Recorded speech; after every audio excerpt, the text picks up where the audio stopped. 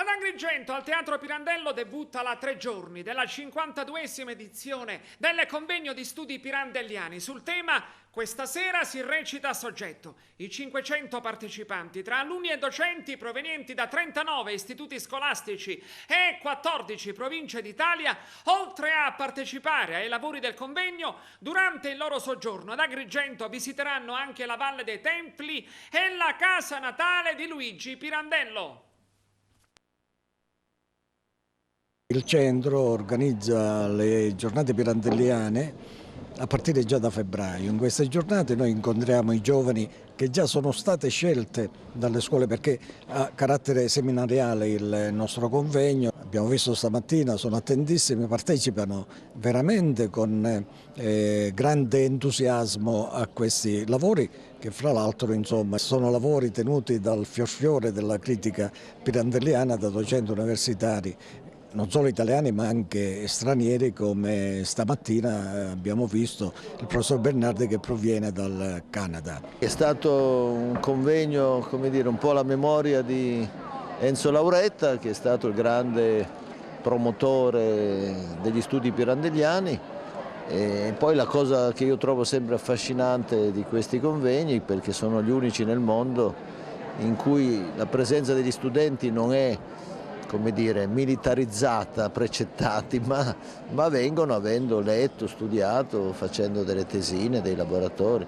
Quindi questo mi sembra l'aspetto più vivo, più interessante e devo dire non imitato in nessuna parte del mondo. Ecco. Io ho cercato di sottolineare che i 6 personaggi, che sono stato un testo sconvolgente per tutti i pubblici europei intorno al 1920-21, quando insomma è stato messo in scena.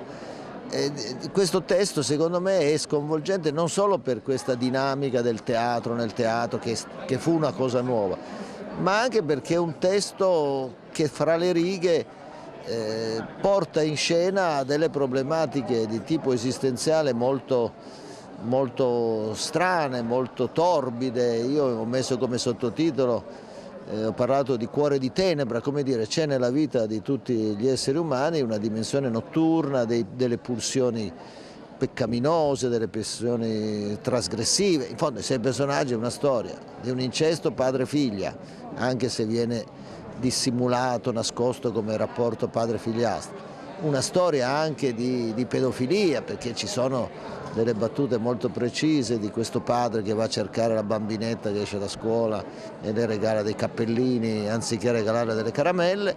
E infine c'è anche un rapporto molto torbido fra questo padre che caccia la moglie, la costringe a vivere con un altro uomo, poi se la riprende in casa quando l'altro uomo muore. Cioè è una storia un po', come dire, di un triangolo un po' malsano di 2 uomini con una donna.